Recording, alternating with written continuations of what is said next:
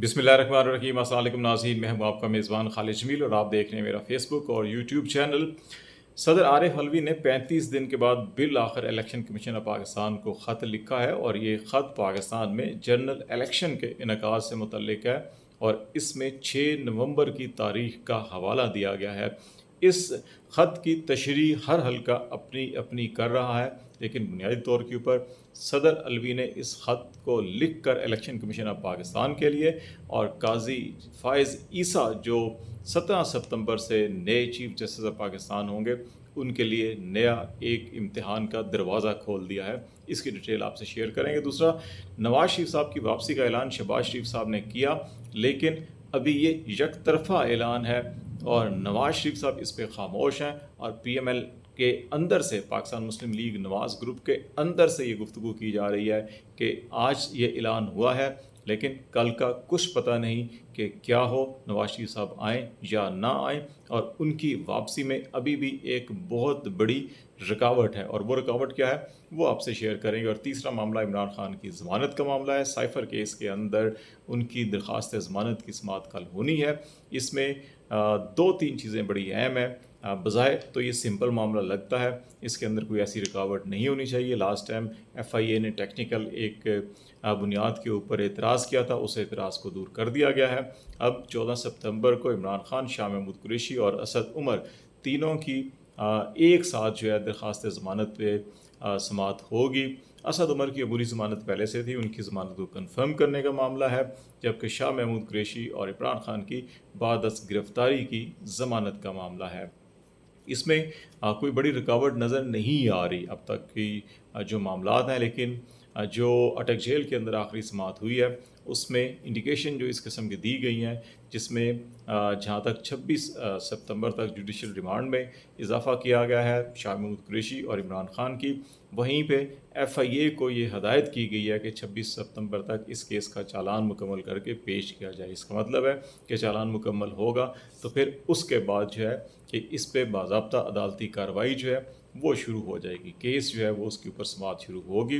अभी बहुत से लोगों का ख्याल है कि इमरान खान जो है कि वो इस पे ज़मानत हो जाएगी उनकी। कुछ लोगों का ख्याल है कि शायद अभी क्योंकि तीनों की एक साथ समाअत की जा रही है तो तीनों के वकला अपने दलाइल देंगे, फिर जवाबी दलाइल होंगे नुक्ता नज़र, और फिर जवाब दलाइल भी हो सकते हैं। तो मुमकिन है इसके अंदर 2-3 पेशियाँ पड़ सकती हैं।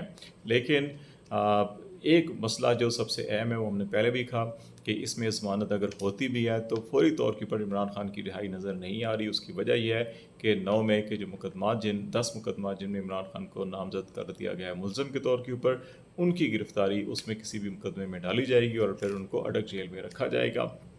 दूसरी तरफ जो मामला है वो नवाज शरीफ साहब की वापसी का मामला है। इस पे शहबाज शरीफ साहब ने अनाउंसमेंट की, नवाज शरीफ साहब उनके साथ खड़े थे, खामोश रहे, नीम रज़ामंदी इसको कहा जा रहा है। लेकिन वो खामोश क्यों रहे उसकी सबसे बड़ी वजह जो है सुप्रीम कोर्ट के 8 रुकनी बेंच का एक फ़ैसला है और वो फ़ैसला उनकी वापसी में सबसे बड़ी रुकावट है। और ये चीफ जस्टिस उमर अता बंदयाल की सरबराही में ये फ़ैसला दिया गया था और ये बेसिकली सुप्रीम कोर्ट की जजमेंट और ऑर्डर रिव्यू एक्ट जो है उसके हवाले से ये जो कानून बनाया गया था, जिसके तहत ये तमाम 184(3) या असख़ुद नोटिस के तहत सुप्रीम कोर्ट ने जितने भी केसेस के अंदर सज़ाएँ दी थी या फ़ैसले दिए थे, उन तमाम मुलज़िम और मुजरिमों को ये हक़ दिया गया था कि वो इस एक्ट के 60 दिन के अंदर अंदर जो है कि वो अपनी अपील दायर कर सकेंगे। और फिर जो 184(3) के तहत जिन बेंचेस ने फ़ैसला दिया था, अगर वो 3 रुकनी बेंच का फ़ैसला था तो 5 रुकनी बेंच उसके लिए समाअत मुकर्रर की जाएगी। 5 था तो 7, 7 था तो 9,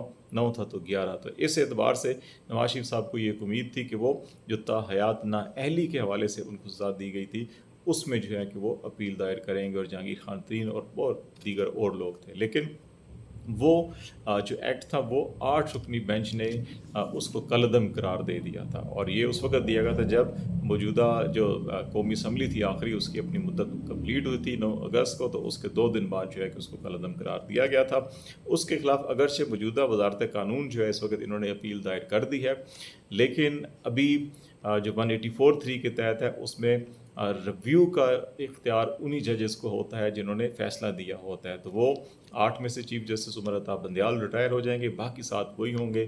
جسٹس قاضی فائز عیسیٰ جب چیف جسٹس بنیں گے تو نیا بینچ نہیں بنے گا، بلکہ وہ اس کی سربراہی کر سکتے ہیں یا اس کے اندر ایک اور جج شامل کر سکتے ہیں. تو اس لیے اس میں تو ان کو کوئی 7 ججز اگر دوبارہ اپنا فیصلہ برقرار رکھتے ہیں اور ایک جج اضافی جو آتے ہیں وہ ایک اختلافی نوٹ لکھتے ہیں تو پھر بھی یہ فیصلہ قائم رہے گا. تو اس لیے نواز شریف صاحب کے لیے دروازہ کھلتا نظر نہیں آ رہا. تو یہی وجہ ہے کہ نون لیگ کے اندر ابھی یہ لوگ کہہ رہے ہیں کہ پاکستان کی سیاست کا کل کچھ پتہ نہیں ہے، کل کچھ بھی ہو سکتا ہے. فی الوقت اعلان تو ہے، یہ اسی طرح سے اعلان ہے جیسے 15 ستمبر کا، 14 اگست کا یا 15 اکتوبر کا اعلان کیا گیا تھا، لیکن ان کی واپسی ابھی کچھ بھی نہیں کہا جا سکتا، سب کچھ قبل از وقت ہے. تو اس لیے یہ بھی غیر یقینی اور یک طرفہ صورتحال جو ہے یہ اگلے چند دن تک اس وقت تک برقرار رہے گی جب تک کہ یہ جو کیس جس کا ریفرنس میں نے دیا ہے کہ اس کا کوئی حتمی فیصلہ نہیں ہو جاتا. اور دوسرا بڑا ہے معاملہ جو ہے کہ عمران خان کے کیسز کے اندر بھی انڈیکیشن اس قسم کی آ رہی ہیں کہ بیک ڈور جو چینلز کے اوپر گفتگو چل رہی تھی وہ کافی اس کے اندر پیش رفت ہو رہی ہے. تو اسی لیے صدر مملکت ڈاکٹر عارف الوی نے براہ راست الیکشن کی تاریخ نہیں دی. ٹیکنیکلی آئین پاکستان کے تحت وہ قومی اسمبلی اور پنجاب کے اندر الیکشن کی تاریخ دے سکتے تھے، کیونکہ قومی اسمبلی کی جو تحلیل کرنے کی سمری تھی اس پر انہوں نے دستخط کیے تھے، پنجاب میں گورنر نے دستخط نہیں کیے تھے. تو وہ سپریم کورٹ نے کہا کہ صدر کو اختیار ہوتا ہے ایسے کیس میں. بلوچستان، کے پی اور سندھ اسمبلی کی تحلیل کے اوپر وہاں کے گورنر نے دستخط کیے تھے، تو اس لیے ان کی تاریخ انہوں نے دینی ہے. تو صدر اگر نیشنل اسمبلی یا صوبائی اسمبلی پنجاب کی تاریخ دیتے تو باقی 3 صوبوں میں تاریخ نہیں ہونی تھی اور پھر ایک بحران ہوتا، یہ ان کے اوپر تنقید بھی کی جاتی اور معاملہ سپریم کورٹ میں جانا تھا. تو صدر مملکت نے ٹیکنیکلی یہ تمام چیزوں کو آن ریکارڈ لا کر وزارت قانون کا موقف، الیکشن کمیشن کا موقف، صوبوں کا موقف اور پھر صدر کی اپنی رائے، ان کو ریکارڈ پہ لائے اور الیکشن کمیشن کے کورٹ میں یہ بال پھینک دیا اور کہا کہ آپ 6 نومبر سے آگے نہیں جا سکتے، کہ 6 نومبر تک آئین کے مطابق آپ کو تاریخ دینی ہے، آپ مشاورت کریں، سپریم کورٹ سے رہنمائی لیں اور پھر تاریخ دیں. اس کا یہ مطلب ہے کہ اب معاملہ جو ہے کہ الیکشن کمیشن کو 1-2 دن کے اندر، کیونکہ 35 دن گزر چکے، 55 دن باقی ہیں، الیکشن پروسیس کے لیے 54 دن ہوتے ہیں، 1 دن اور ہے الیکشن کمیشن میں، یہ فیصلہ کریں گے. اور پھر معاملہ جو ہے کہ 2 یا 3 دن اگر الیکشن شیڈول نہیں اناؤنس ہوتا یا کوئی بھی فیصلہ کرتے ہیں تو وہ پھر معاملہ سپریم کورٹ میں جائے گا. اور سپریم کورٹ میں جسٹس قاضی فائز عیسیٰ کے لیے امتحان اس اعتبار سے ہوگا کہ انہوں نے ہمیشہ آئین کی بالادستی، قانون کی بالادستی اور جمہوریت کی بالادستی کی بات کی.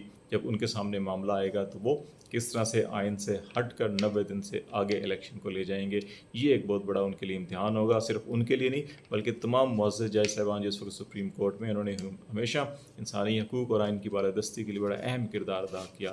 تو اس لیے کہا جا رہا ہے کہ صدر مملکت نے اپنے سر سے ایک اپنی آئینی ذمہ داری پوری کی، اپنا کردار ادا کیا.